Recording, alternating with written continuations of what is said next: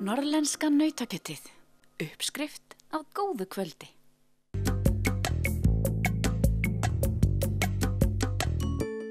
Húsnæðisskortur hefur verið viðvarandi vandamál á Sauðárkróki í nokkurn tíma. Lítið hefur verið byggt á undanförnum árum en nú ber svo við að margar íbúðir eru í byggingu. Fjöldinn er reyndar talinn í nokkrum tugum. Atvinnumála fulltrúin er með tölulega staðreyndir á hreinu. Samkvæmt svona nýjustu samantekt hjá mér þá eru þær 57 í Skagafirði og þar af eru það 52 minnir mig hér á Króknum. Og svo eru þetta fjöldi af það eru fjósmörk í byggingu fram í sveitunum og önnur útihús, iðnaðarhús hér á Króknum og já, þannig að það er óhætt að segja allavega vel á 7. tuginn. Þetta eru klárlega stærri tölur heldur þið hafið séð árabil hlýtur að vera. Já, það eru, við náttúrulega gengum í gegnum efnahagslægð eins og aðri landshlutar og við höfum ekki séð svona kraft hér í ansi mörg ár og ég held að einstaklingar hafi síðast byggt hér fyrir 2010. Er skortur á íbúðarhúsnæði? Já, það er mikill skortur, sérstaklega á leiguhúsnæði og það gildir eiginlega allan fjörðinn og þannig að vonandi léttir þetta eitthvað af þeirri pressu þegar að þessi hús komast í notkun, væntanlega flest hver á næsta ári. En samt sem ári, ég held að það þurfi að ganga ennþá lengra og sveitarfélagið hefur nú þegar ákveðið að byggja eina götu sem er samkvæmt núgildandi skipulagi og líka farið í skipulag á undirbúningarskipulag á nýju hverfi. Ja, sveitarfélagið náttúrulega þarf að undirbúa og vera með nægt lóðaframboð og svo framvegis. Já, sveitarfélagið hér gerði það sem að nokkur önnur gerðu meðan að það var skortur en samt kannski kreppaði samfélaginu að við felldum niður gatnagerðargjöld á lóðum við tilbúnar götur. Og lengi vel svo sem gerist ekki mikið en svo allt í einu var bara sprenging og hér á Króknum er hver einasta lóð farin. Hvernig er þá til dæmis með íbúðarverðið? Hefur það rokið hér upp? Já, bæði íbúðarverð og leiguverð hefur hækkað hér mikið og sveitarfélag ákvað að það er náttúrulega að taka þátt í þessu líka eins og einstaklingar og við tókum þátt í að stofna húsnæði sjálfseignarstofnun á síðasta ári og við erum til dæmis af þessum á 7. tug íbúð þá erum við með 8 í undirbúningi sjálf.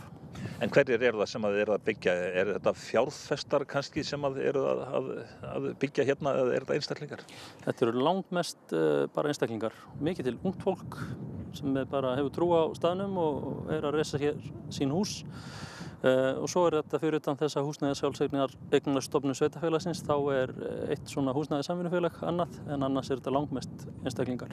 En að einstaklingar séu að byggja þetta er svona kannski ágætis barómet á tiltrú fólks á svæðið? Já, ég bara þóra að fullyrða það að menn hafa mikla trú á svæðin og þessa tölur eins og þú segir, þetta er barómetrinn á þetta stígur allt upp og ég held að við höfum eftir að sjá þetta stíga enn frekar. En þegar ég talar við fyrirtækin í bænum yðna, menn minnstakosti hafa nóg að gera þá? Já, og talandum svona barómeter þá sjáum við það til dæmis í okkar stærri framkvæmdum hjá sveitarfélaginu. Nú eru menn að fara af stað í útboð á stórum verkum, breytingar á sundlaug, gervigrasvöllur og slíkt að það er mjög erfitt að fá fólk og kannski tilboðin aðeins hærri heldur en við vonuðist eftir.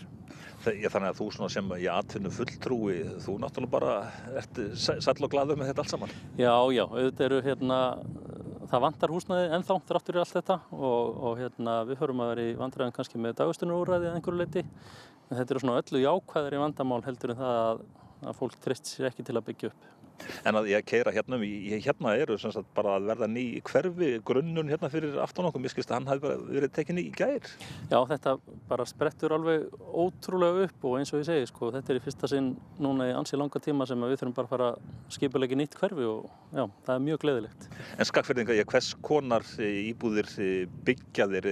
Er þetta einingahús eða er eitthvað sem einkennir byggingarnar? Já, flest af þessum húsum eru einbýlishús. Það er meira einbýlishús heldur en parhús og svona minni íbúðir.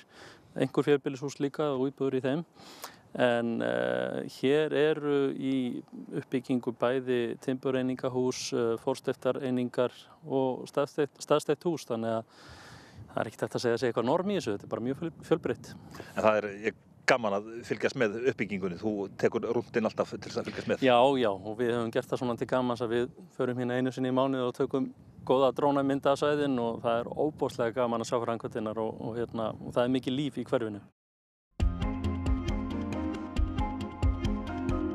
Norðlenska nautakjötið.